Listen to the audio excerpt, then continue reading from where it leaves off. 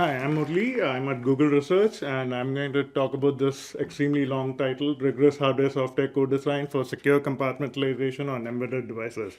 In other words, I'm going to say how formal methods can be applied to various aspects of CHERIoT. And the lead-in was David's talk on CHERIoT, software ABI, and a bunch of other things, which is very useful for this talk. So I'm going to talk about how we formalize the CHERIoT execution model in Rock. And then we also, using that, we discovered some issues in the RTOS.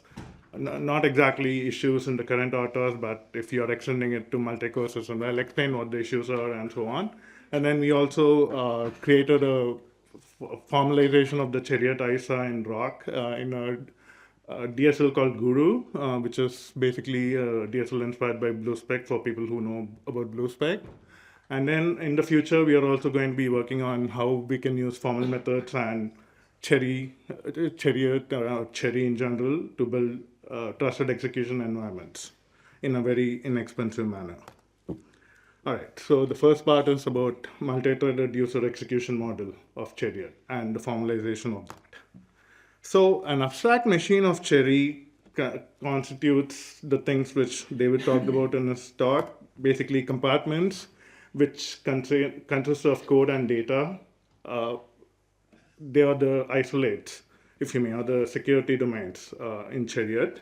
And then you have a notion of threads, which essentially threads through various compartments. The picture depicts that. And you can effectively context switch between these threads willy-nilly without any abstractly without any cost. Of course, in the implementation, you need some sort of a thing to actually do the context switching and so on. But in the abstract machine, essentially, you run all these threads concurrently. And what exactly are the threads? This is also something David talked about a bit. He gave the ABI. I'm going to talk about the abstract notion here. So a thread owns a notion of a private stack and some notion of private register context, all the registers of the CPU.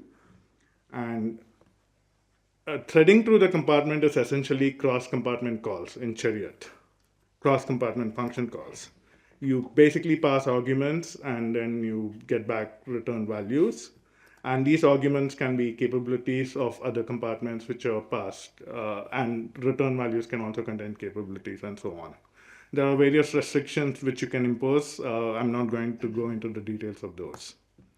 And what are the semantics of this sort of threading model where you perform these cross-compartment calls?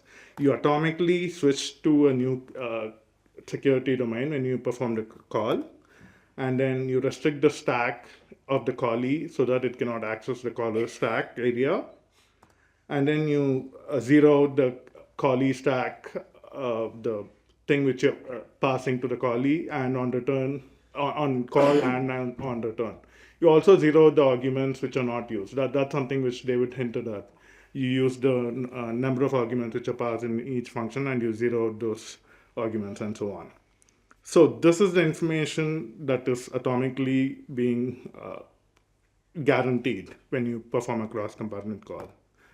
And the other function is exceptions.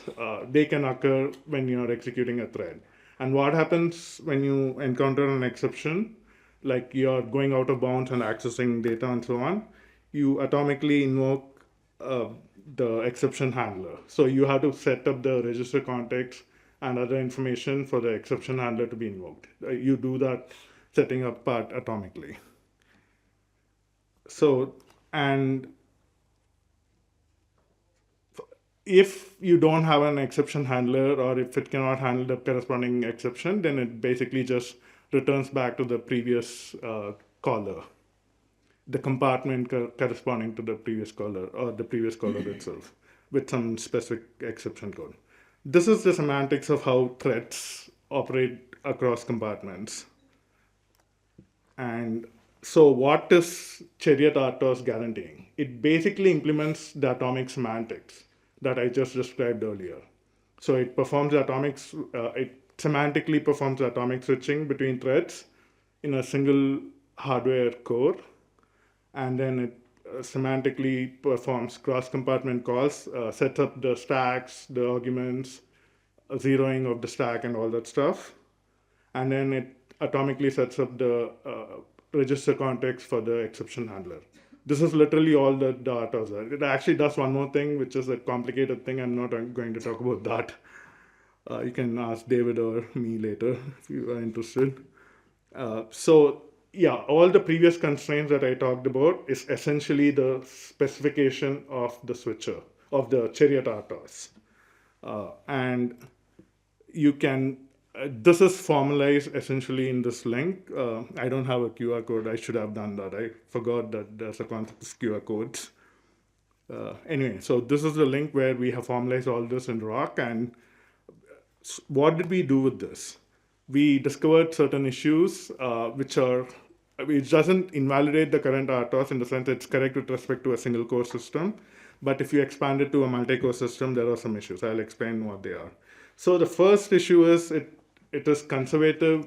So in order to enforce the notion of atomicity, it turns off interrupts. So that when you turn off interrupts, you do not context switch to another thread, which makes it appear atomic because you're the only thread operating on a particular piece of data and so on. So the way the RTOS does this is turn off interrupts to guarantee atomicity. And there are times where it is conservative and there are times where it's unsound. There are issues related to that which were already discovered before we even started the formalization work. But the bigger, more pressing issue. So if you want to fix this, it will improve the performance because you'll turn on the atomicity exactly when it's necessary and so on. And the other bigger problem is it does not support multi-core execution because the way it turns on atomicity is by turning off interrupts. And you can't do that in a multi-core environment because you literally have two separate threads operating concurrently. So we proposed a bunch of fixes to be made to the RTOS in order to support native multi-core execution. And you can see the issues in this link. So to be done is essentially fix the RTOS based on the discussions we had in this issue, which will make it support multi-core execution natively. And then we have to also formally verify the exact details of the RTOS. At this point, we just use the abstract model to come up with these issues. And then the next progression of this work is going to be to formally prove that the code adheres to these specifications formally. All right, so that's the software part of the talk. Next, I'm going to talk about the formalization of the CHERIoT ISA in Rock and the implementation of a simple processor similar to the IBEX, again in Rock, using a DSL. Before that, I'm going to give a small flavor of this DSL in the next couple of minutes, hopefully. It's probably not going to be easy to understand this, but people who know BlueSpec will find this kind of trivial. So Guru is the DSL which was implemented in Rock for hardware specification, for writing proofs of correctness of the hardware, and for synthesis of the hardware into Verilog or circuits in general. And the way the semantics of Guru, if you remove all the syntactic stuff, the semantics is very straightforward. You have a notion of the full system state of hardware, and you write transitions operating on the state. So you have one transition, atomic transition 0, which is atomic. I'll explain what atomic here means. So it takes the state to another full system state 1, and then you write another transition, which takes it to another full system state 2, and so on. So you basically say you have a bunch of a sequence of atomic transitions operating on the state, and a finite number of them, you basically loop over that forever. This is your hardware description. This is the entirety of your hardware description. And then the hardware clock cycle constitutes sequencing all these atomic transitions over the state, one after the other, trivial sequencing. So you start at the real state, and each time atomic transition happens, you go to a state which is essentially just carried over as wires. You don't have a real register backing the state. Only the original real state is backed by a real register.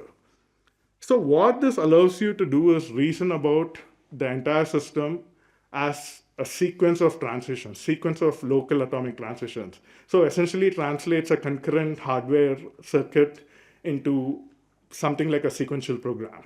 So you can reason about each intermediate step in the sequential program, and that makes formal verification and general reasoning very trivial. So yeah, that's what I say. It gives you local reasoning.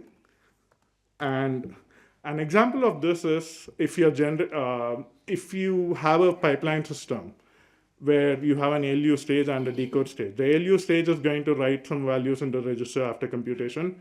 The decode stage is going to read the register file.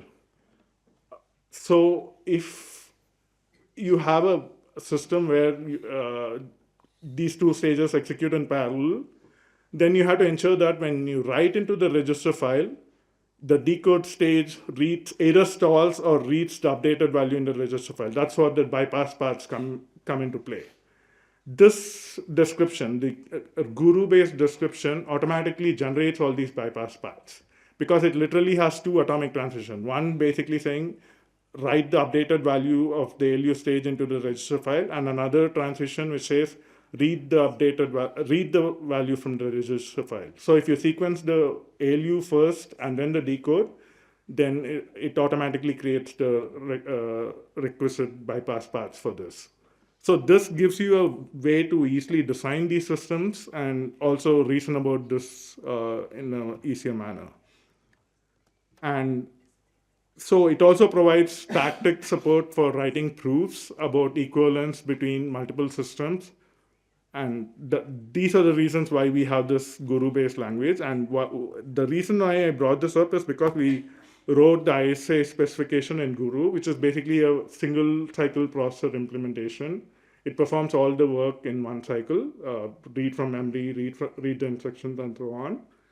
And then we are also working on a core similar to IBEX with a bunch of other bells and whistles related to AI acceleration. But the basic core is very similar to IBEX, and it has other features which I believe are also in IBEX, which is stall and load use, and then the load filters, which Manu was talking about earlier today. Yeah. So we are also working on formally proving that these two things are equivalent. I have a small tutorial to give a toy example showing equivalence between ISA specification and a processor, but I can do that offline. I'm not going to show that in the talk. All right. So with this, we have this fully verified stack, starting with a pipeline processor implementation in Guru. And then this is formally proven against the ISA level specification. I mean, it's work in progress, but eventually this is the cherry blossom. That's when we'll reach the state, hopefully. And then we have a formally proven CHERIoT RTOS, which is proven against the ISA specification. And then, the user can write buggy code. Even if the user writes completely buggy or malicious code, okay, I think I know what the issue is.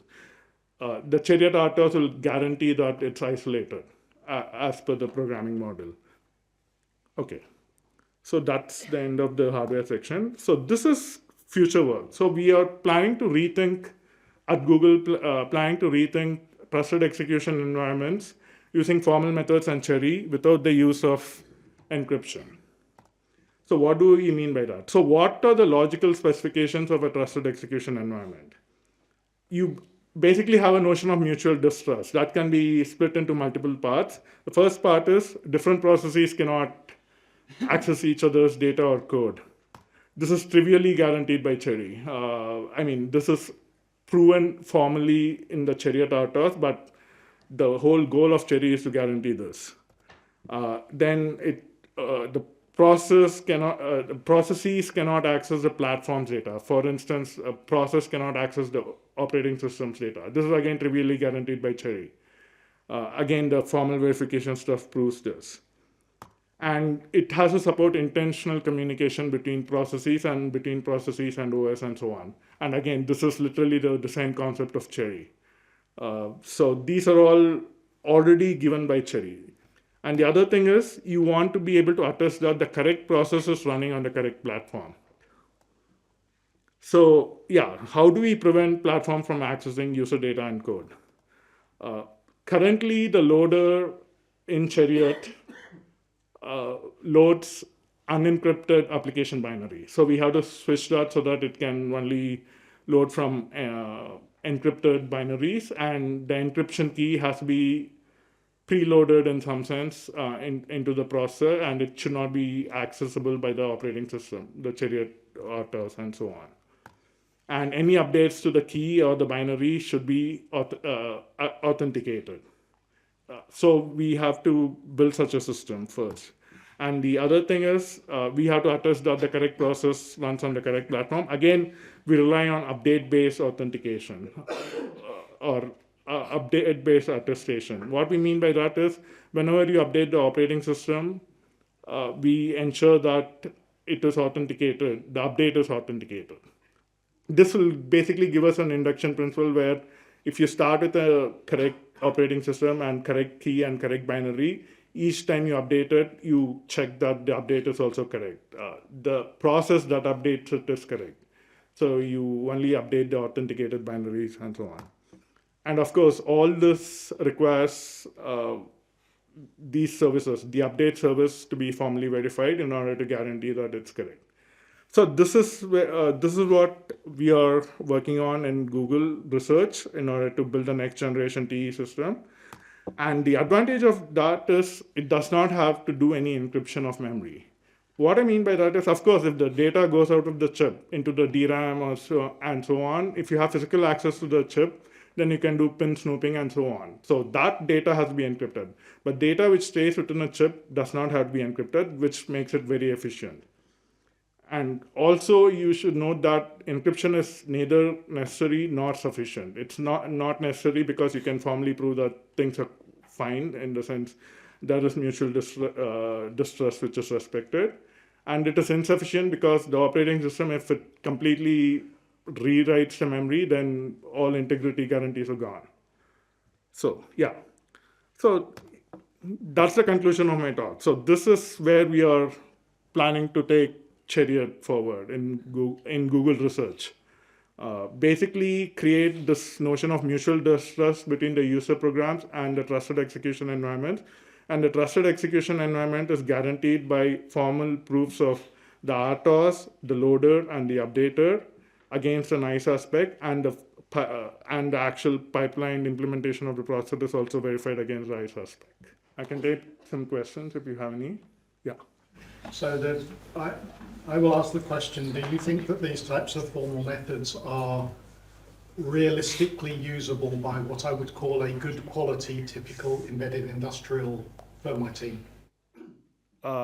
So we are trying to make it accessible to normal software engineers instead of people who are trained, and we are trying to do that. In the sense, we are providing tactics which can automatically do some sort of a proof search and so on for arbitrary code, and essentially provide an automatic proof.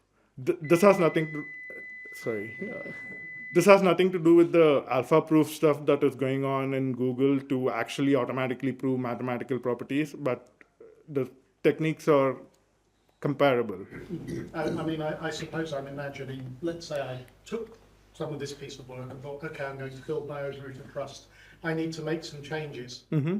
And we will assume that some of the changes might need to be in the areas that have your formal proofs in them. Okay. How likely is it that, as I say, a reasonably competent firmware engineer is going to be able to make sure they didn't break all of the proofs?